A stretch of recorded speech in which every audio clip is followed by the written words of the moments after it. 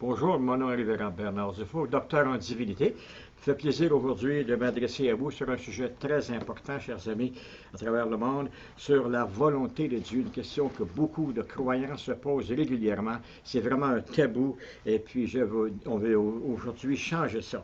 Père, on demande que tu poses ta main aujourd'hui sur chacun qui écoute, ouvre les oreilles physiques et spirituelles et l'entendement afin que vraiment ce message porte vraiment profondément, que ça puisse transformer des vies. On le demande dans le nom au-dessus de tout nom, le nom de Jésus. Amen.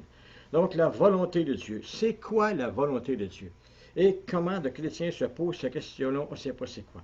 Mais d'abord, si vous prenez avec moi Apocalypse, le 4e chapitre, on va avoir une réponse ici. Et le verset 11, Apocalypse 4, verset 11, dit ceci. Tu es digne, notre Seigneur et notre Dieu, de recevoir la gloire et l'honneur et la puissance, car tu as été créé toutes choses, et c'est par ta volonté qu'elles existent et qu'elles ont été créées. Maintenant, la volonté, ici, selon le grec, ça veut dire aussi son plaisir. D'ailleurs, si toi, tu veux faire quelque chose, prendre un bon repas, aller visiter un ami, faire quelque chose qui est ta volonté, c'est parce que ça te fait plaisir. Il y a personne qui veut faire quelque chose qui ne lui fait pas plaisir. Si ça ne lui fait pas plaisir, c'est pas selon sa volonté. Donc, on est créé à l'image de Dieu. Donc, la volonté de Dieu, c'est tout aussi simple que ça, c'est son plaisir. Si tu te demandes, tu vas faire quelque chose, si c'est la volonté de Dieu, demande-lui si ça pourrait lui faire plaisir. Si la réponse est affirmativement non, mets ça de côté. Si tu n'es pas trop certain, en fouillant les Écritures, il y a des réponses. OK, on continue. Et dans Isaïe 53, verset 10, la parole de Dieu nous dit ceci.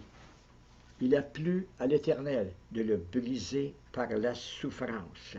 En parlant de Jésus, il a dit que ça lui faisait plaisir. Oh, un instant de briser son fils, ça lui faisait plaisir. Parce qu'il allait, vous voulez, c'était sa volonté. Il allait au-delà, si vous voulez, d'un plaisir qu'avoir juste des frissons, si vous voulez, que ça l'excite, que ça l'emballe.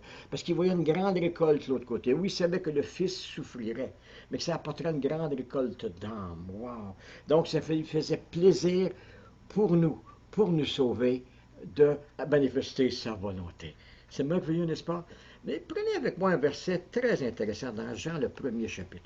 Jean, le 1er chapitre, versets 12 et 13. Moi, je suis un amoureux de la parole de Dieu depuis 45 ans que Dieu a transformé ma vie et 42 ans que je prêche sa merveilleuse parole.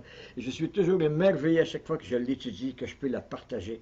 La parole de Dieu, c'est la vie, la Bible nous dit. C'est la vie pour ceux qui les trouvent, la santé pour tout leur corps, il nous dit dans Proverbe 4, verset 22. Mais regardez dans Jean, 1er chapitre, ici, quelque chose d'intéressant.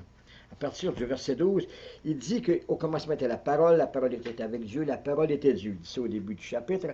Et en elle était la vie était la lumière des hommes. Voici ce qu'il dit au verset 12. Mais à tous ceux qui ont reçu cette lumière, cette parole, à ceux qui croient en son nom, elle a donné le pouvoir de devenir enfants de Dieu. Regardez bien ça. Lesquels sont nés, non du sang, ni de la volonté de la chair, ni de la volonté de l'homme, mais de Dieu. Oh oh!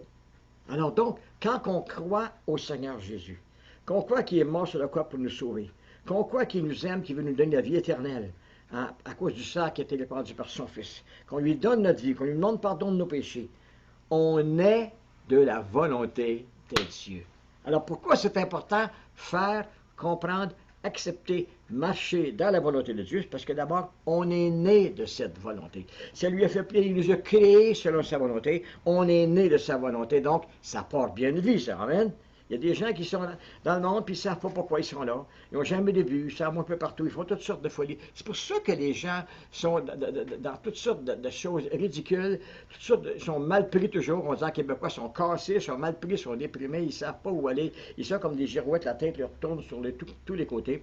Écoutez, si vous allez sur la route, vous êtes en automobile, et il y a quelqu'un avant de vous qui ne sait pas où il s'en va, il est très dangereux. Vous ne savez pas s'il va tourner à droite ou à gauche, ou s'il va freiner ou aller plus vite. Il fait toutes sortes de motions. C'est très dangereux. Quelqu'un qui s'en va tout droit, toujours, il dit qu'il va s'en aller à droite, il signale bien calmement. Alors là, ça va bien. Vous pouvez le suivre, il n'y a pas de problème. Mais quelqu'un qui ne sait pas où s'en va, c'est un danger. La Bible dit que un homme, il est sans frein. Quand il n'y a pas de vision ou de révélation, il est sans frein. Vous n'avez pas de frein sur votre automobile, vous êtes en danger, il y en a d'autres qui sont en danger aussi. Donc Dieu nous freine par sa volonté, et il nous met un frein. Il dit, voici ce que je m'attends de toi. Donc, on est né selon sa volonté, créé selon sa volonté. C'est pour ça que si on veut être heureux, puis accompli, puis plaire au Seigneur, faire sa volonté, lui plaire, on doit marcher dans ce plan-là. Il y a des gens qui parlent, et moi-même j'en ai parlé souvent, j'ai dû demander pardon au Seigneur. On entend quelque chose régulièrement. C'était telle chose, tel problème, quelqu'un a eu un accident, ou quelqu'un est mort prématurément, ou il y a eu un divorce. C'était la volonté permissive de Dieu. Un jour, j'ai entendu un homme qui a dit de Dieu, il dit non, ça n'existe pas la volonté permissive de Dieu. Ou bien c'est sa volonté, ou bien ça ne l'est pas. Oui, mais tu as dit, la personne a péché, Dieu l'a permis, et elle s'est répandue. Oui, mais un instant, oui, il l'a permis parce qu'il te laisse un libre choix. Tu as un choix. Il y a des gens qui croient qu'un jour, c'est pas le plan de Dieu, c'est le plan de Dieu d'en sauver quelques-uns et d'en perdre d'autres. Non. C'est la volonté de Dieu que tu sois sauvé. On voit un verset tantôt. Mais c'est bien simple, c'est que si on marche tout croche, hors de sa volonté, c'est pas sa volonté. C'est sa volonté ou c'est pas sa volonté. C'est son plaisir ou c'est pas son plaisir. Pour supporter ce que je viens de dire tantôt, regardez avec moi dans Jean, le 6e chapitre et le verset 40. Jean 6, verset 40. C'est la réponse est là dans la parole de Dieu, le livre de Dieu. C'est extraordinaire. Dieu ne s'est pas donné la peine, sur une période de 1600 ans, d'inspirer, dis-je, une quarantaine d'hommes pour écrire 66 livres, pour simplement dire, bon, ben, tu lis ça, c'est juste pour les Juifs, ou c'est de l'ancien temps, ou c'est pas tellement nécessairement bon aujourd'hui. Non, c'est notre guide aujourd'hui, la parole de Dieu, pour aujourd'hui, encore après 1930 ans. OK, 2019. Ouais, OK, 6,40, Jean 6,40. C'est la volonté de mon Père que quiconque voit le Fils et croit en lui ait la vie éternelle. Wow! Il y en a qui disent, c'est la volonté d'en sauver quelques-uns, c'est sa volonté d'en perdre d'autres. Il est décidé à l'avance qui sera sauvé, qui ne sera pas sauvé. Non, c'est sa volonté, son plaisir que tous soient sauvés. Quel papa merveilleux veut que certains de ses enfants ne réussissent pas à l'école, mais que d'autres réussissent. Veut que certains de ses enfants soient malades ou que d'autres ne soient pas malades. Non. Alors notre Père Céleste, qui est le meilleur des pères du monde, de tout l'univers, qui nous aime au bout. Amen. Alors c'est sa volonté que tous soient sauvés, ça veut dire guéris, délivrés, transformés. Gloire à Dieu. Amen. Il dit que quiconque voit le Fils. Pas seulement certaines personnes, quiconque. Et tu peux mettre ton nom, Pierre, Michel, Micheline, Francine, Albertine, quiconque. Si tu es un quiconque, tu es un quiconque. Si tu n'es pas arrivé nulle part, tu es un quiconque. Mais dans 2 Corinthiens 5, 17, il dit, si quelqu'un est en Christ, il est une nouvelle créature. Tous les gens veulent devenir quelqu'un. La meilleure façon de devenir quelqu'un, avant de devenir quelqu'un, tu es un quiconque. Si tu veux devenir quelqu'un, donne ta vie à Christ. C'est pas merveilleux, ça? C'est ça la volonté et le plan parfait de Dieu. Maintenant, il y a des gens qui disent, bon, je veux bien croire que c'est la volonté de Dieu que je sois sauvé, que je marche dans ses voies, que je sois heureux, mais certaines choses spécifiques dans ma vie, je me demande comment je peux savoir sa volonté. Voilà la réponse. Romains 12, verset 2. La parole de Dieu est la réponse à toutes choses. Romains 12, verset 2.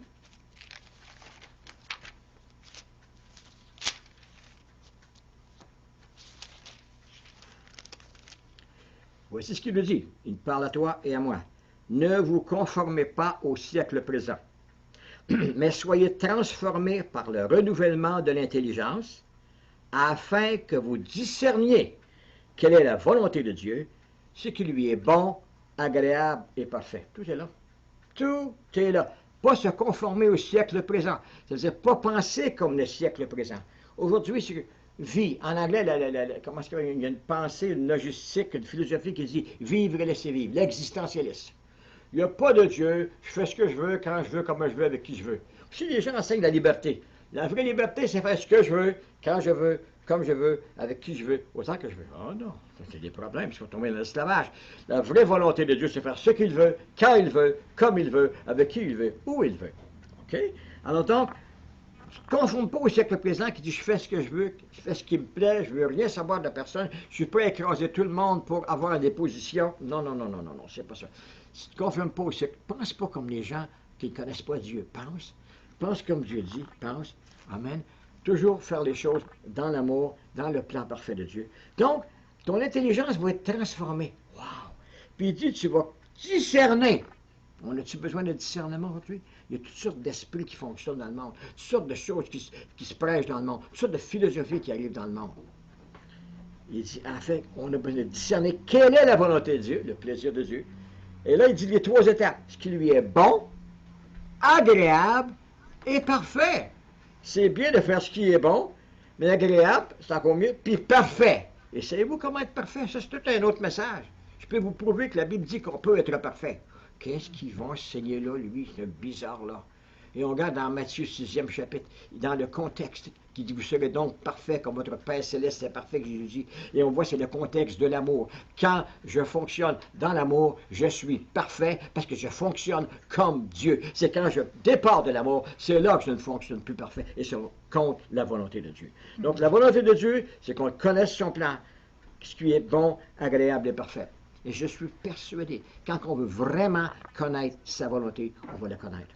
Souvent, il y a des gens qui disent, bon, je me demande quoi faire dans telle situation, je demandais la volonté de Dieu et j'ai rien entendu, il ne me l'a pas montré. Très souvent, c'est parce que ta volonté est dans le chemin. Il y a des gens qui ont une volonté très forte. Ils ont leur propre toute figure à l'avance, leur plein tout fait. Et puis quand Dieu essaie de faire un chemin et dire, même s'il te parlerait, tu ne l'entendrais pas. Ou peut-être qu'il t'a déjà parlé, tu ne l'as pas entendu, parce que ça ne faisait pas ton affaire. Ce n'était pas ce que tu voulais entendre. OK, on continue. Prenez avec moi maintenant une volonté spéciale pour la guérison du corps. 1 Jean, 5e chapitre, par exemple. Première lettre de Jean, 5e chapitre. Et les versets 14 et 15. Nous avons auprès de lui cette assurance que si nous demandons quelque chose selon sa volonté, selon son plaisir, n'oubliez pas, il nous écoute. Si nous savons qu'il nous écoute, quelque chose que nous demandions, nous savons que nous possédons la chose que nous lui avons demandée. Wow! Imagine-toi, tu vas à ton papa qui est le plus riche du monde, puis tu lui demandes quelque chose que tu as besoin, tu es sûr qu'il va t'écouter, puis tu es sûr que tu vas obtenir ce que tu demandes. Tu y irais, hein, avec foi. Hein? Si tu es malade, la même chose. Il y a des églises, il y a des dénominations qui enseignent, on leur a enseigné ça même dans leur collège biblique ou théologique, que les miracles, les guérisons du corps, ça, ce n'est plus d'aujourd'hui. Dieu nous a donné la médecine, il faut qu'on se fie là-dessus, même s'ils sont imparfaits. Et je ne suis pas contre la médecine. Moi-même, j'ai un médecin de famille. Je le vois le moins souvent possible. Il me dit à l'année prochaine. Je lui dis, c'est ça, à l'année prochaine. Une vérification usuelle, d'accord? Écoutez bien. Alors, les gens, ils peuvent se tromper, ce sont des êtres humains. Ils sont limités, ils ne connaissent pas tout. Souvent, ils se trompent de diagnostic, ils se trompent de médicaments. Et même des fois, ils te donnent le bon traitement, le bon médicament, et ça te donne des effets secondaires. Des fois, tu es plus malade qu'avant. Voyez-vous, donc, parce que c'est des êtres humains. Moi, c'est sûr, s'il n'y aurait pas de médecin, jamais dans le monde, il y aurait beaucoup plus de monde de mort. Parce qu'il n'y a pas beaucoup de monde qui a la foi. Mais moi, mon docteur, c'est le docteur Jésus, c'est le meilleur de tous. C'est lui qui t'a fabriqué, il peut te réparer. Amen. Puis lui, il sait exactement c'est quoi ta condition, puis comment la traiter. Donc, quand on voit un pasteur prier pour une personne, si c'est ta volonté, guéris-la. Mais c'est déjà sa volonté. Quel père veut son enfant malade? La religion nous a enseigné souvent, Dieu te vaut malade, mal pris, cassé, déprimé. C'est bon, ça va t'enseigner quelque chose. C'est contraire à la parole de Dieu, ça. Quel bon papa ne veut pas que du bien pour son enfant? Même le pire des papas veut du bien pour son enfant. Même toi, le meilleur des papas. Donc, on prie selon sa volonté. Il veut que je sois en pleine santé. Je suis malade. Amen. Il m'écoute. C'est sa volonté. Et si nous savons qu'il nous écoute, nous savons que nous possédons ce que nous avons demandé. Wow. Psaume 37, verset 4. Fais de l'Éternel tes délices, il te donnera ce que ton cœur désire. Tu me dis, il est délicieux, je l'aime de tout mon cœur. Le restant, c'est secondaire. Tu veux son plan, tu veux sa volonté, si tu l'aimes de tout ton cœur, inquiète-toi pas, tout va bien. Mais souvent, on fait ce qui nous plaît à nous. Hein? Notre volonté à nous. Mais tu fais ce qui plaît à lui, selon sa volonté à lui. Tu vas marcher en santé, en pleine forme, en pleine joie. Chaque jour, ça fait 45 ans que j'ai donné ma vie au Seigneur. Puis j'ai la joie du Seigneur encore. Je suis excité encore pour lui, emballé encore pour lui. Parce qu'il a fait tellement de choses, je ne peux pas toutes les raconter comme un chant nous dit. Okay, et aussi, il nous dit dans Matthieu 6, 33, recherchez premièrement le royaume des cieux et sa justice, et toutes choses vous seront données par-dessus. C'est quoi, c'est le royaume de Dieu, le royaume des cieux? C'est un gouvernement bien différent qu'on a dans notre monde. La plupart, surtout nous, on est dans un pays au Canada, dans un pays en capitalisme, et il n'y a pas aucun système parfait. Même notre système, il y a des problèmes. Alors nous, ce qu'on fait tous les 4 ans, on élit un gouvernement. Alors, ils n'ont pas tenu de promesses, ils ont fait tout ça de problèmes. On les met dehors au bout de 4 ans, on les remplace un autre. Parce que bien souvent, ils prêchent, comme on dit en québécois, pour leur paroisse. Ils disent qu'ils vont te servir, mais ils se servent eux-mêmes bien souvent. Malheureusement, ils ne tiennent pas les promesses. Et il y a un gouvernement de Dieu, le royaume de Dieu, c'est une autre sorte de gouvernement qui accomplit toutes ses promesses. D'ailleurs, il nous dit dans Psaume 138, verset 2, il est devenu populaire en accomplissant ses promesses. Wow! En terminant, prenez le point 1 Thessaloniciens, 5e chapitre, et on est presque terminé. J'espère qu'aujourd'hui, ça répond à des questions. 1 Thessaloniciens, 5e chapitre.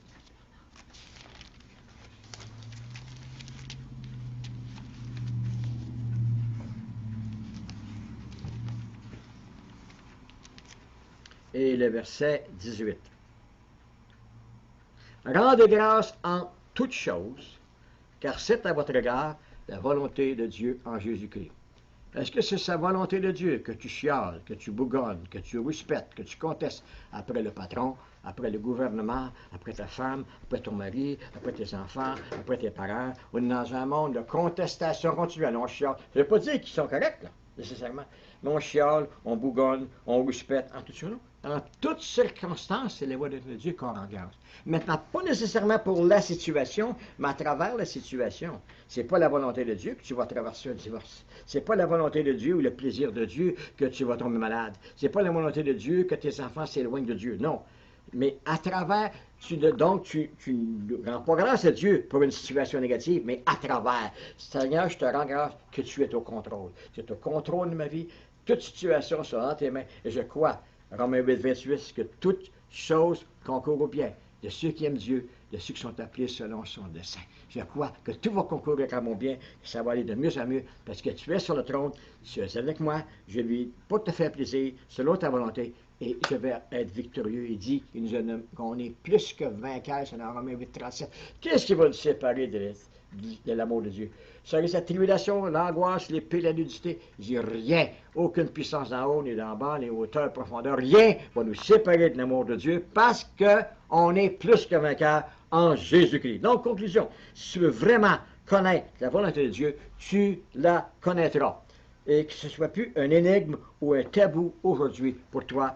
Connais sa volonté aujourd'hui. Sois rempli du conseil de sa volonté et tu vas marcher avec joie de victoire en victoire, au nom de Jésus, sois béni. Amen. Et c'est sa volonté aujourd'hui de te toucher. C'est sa volonté aujourd'hui de te rencontrer. Peut-être que tu as une maladie incurable, qu'un médecin, un bon médecin, humain, mais qui est limité, qui ne sait plus quoi faire avec ta condition. Mais il y en a un qui est pas mal pris, qui sait encore quoi faire.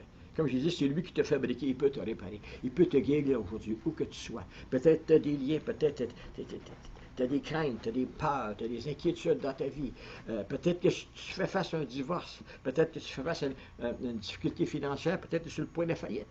Mais rien n'est impossible à Dieu. Sa volonté, c'est que tu prospères à tout égard comme prospère l'état de ton âme, selon 3 Jean, verset 2. C'est sa volonté que tu sois en santé, que tu sois en pleine forme, que tu sois heureux, que tu sois béni. Amen. C'est sa volonté que tu bénisses d'autres personnes, que tu fasses du bien à d'autres personnes. Il nous commande d'être généreux. Comment veux-tu être généreux si tu as à peine de quoi pour toi? Il veut que tu aies rencontré tous tes besoins et qu'il t'en reste en abondance pour toute bonne œuvre, c'est son plan. Que tu sois en pleine santé et tu es à moitié malade. Comment tu veux servir Dieu efficacement à moitié malade? Tu es en pleine. Aujourd'hui, je prie pour ta guérison. Au nom de Jésus, je dis tout esprit de maladie, esprit d'infirmité, je déclare au nom de Jésus, sois libéré par la puissance du sang de Jésus. Apocalypse 12, verset 11. Jésus dit, l'ennemi est venu pour voler, tuer et détruire. Jean 10, 10. Mais il dit entre ses enfants, Apocalypse 12, 11. Et ils l'ont vaincu l'ennemi à cause du sang d'agneau et de la parole de leur témoignage. Aujourd'hui, déclare, reçois, toi, que tu es vainqueur, tu as la victoire, elle t'appartient. Va maintenant de gloire en gloire au nom puissant de Jésus. Amen.